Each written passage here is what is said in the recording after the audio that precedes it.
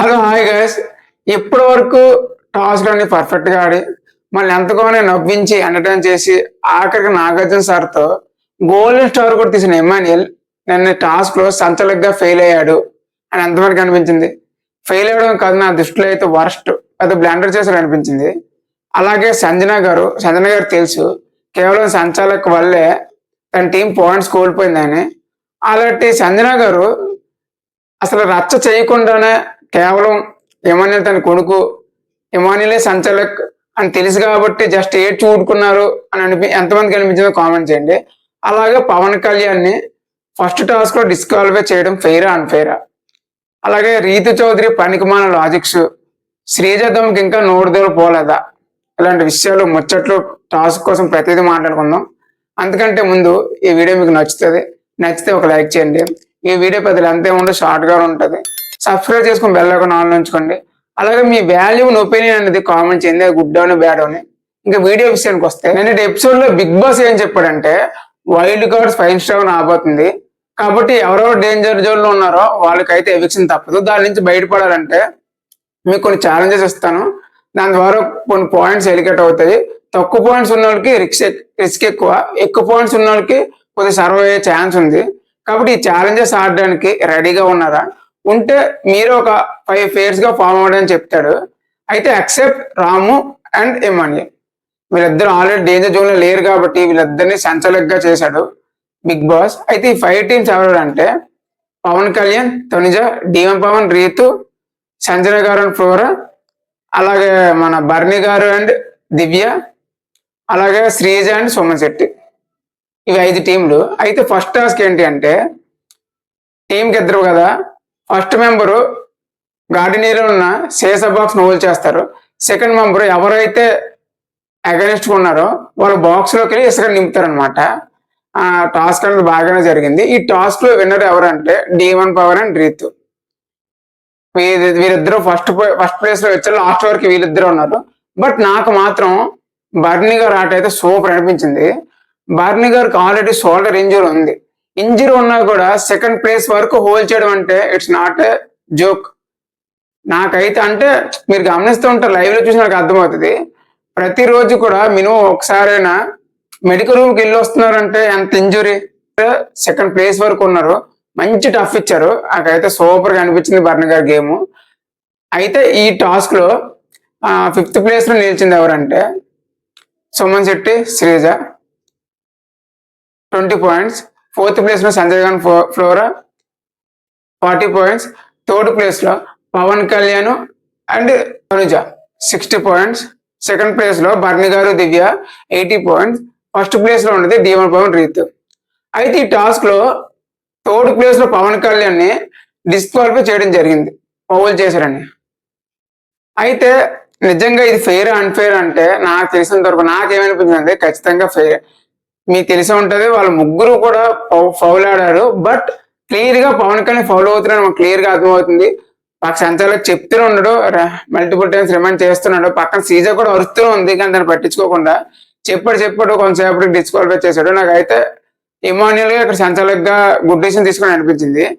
ఇంకా second toss విషయానికి వస్తే టీమ్మేట్స్ లో ఒకరికి నీడిల్స్ మాస్క్ ఇస్తారు. ఆ నీడిల్ మాస్క్ వేసుకొని బాక్స్ లో ఉండాలి.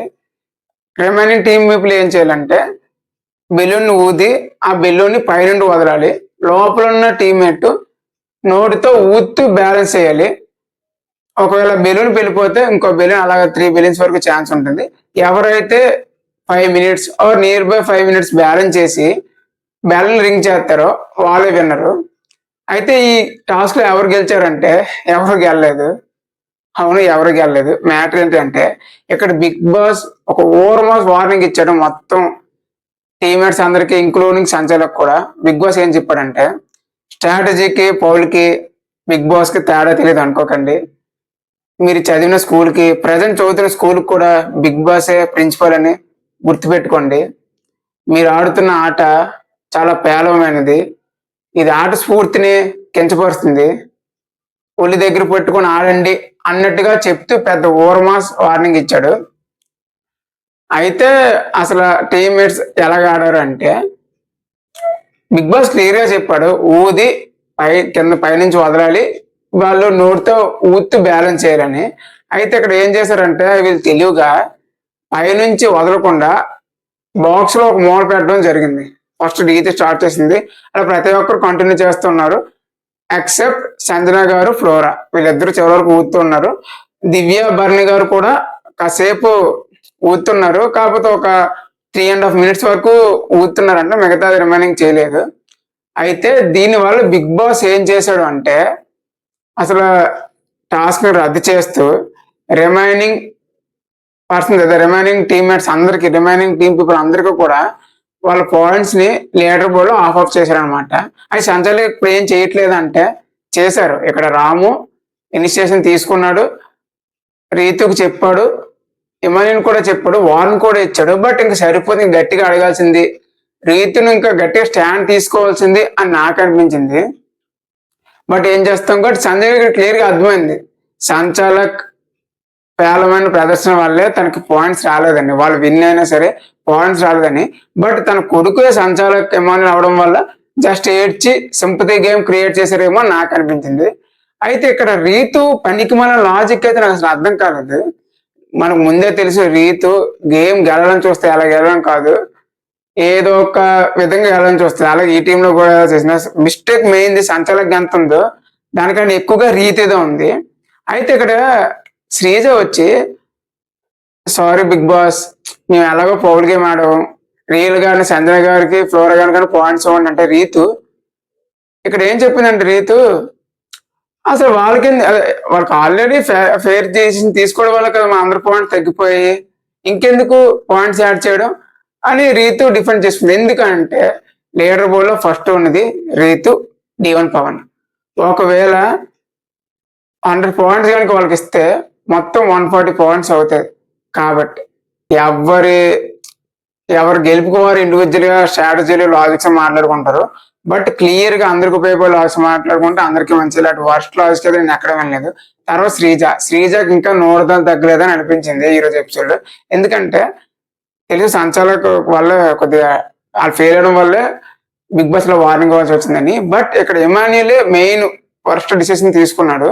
బట్ రాముని వచ్చి కూర్చోబెట్టి నువ్వే ఫెయిల్ అయిపోయి వర్స్ట్ డిసిషన్ తీసుకున్న రాముని అంటే ఎంతవరకు కరెక్ట్ అనిపించింది. అలాగే టాస్క్ లో కూడా పవన్ కళ్యాణ్ టార్గెట్ చేసావు ఇమాన్యుయల్, పవన్ కళ్యాణ్ అంటున్నావు, మిగతా వాళ్ళకి కూడా చేస్తున్నావు, పవన్ కళ్యాణ్ సపోర్ట్ చేయడం నోడలు తగ్గింది మంచిది అని నాకు అనిపించింది. That's all for today guys. ఇంకో వీడియోతో మీ ముందుకు ఉంటాను. అప్పటి వరకు bye bye. This is Raju signing of.